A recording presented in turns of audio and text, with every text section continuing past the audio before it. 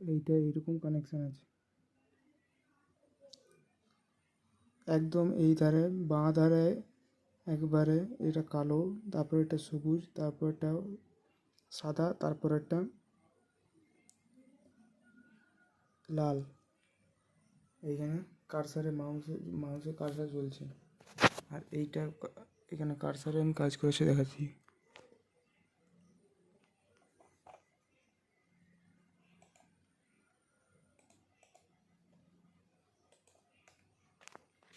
Cursor কাজ করছে।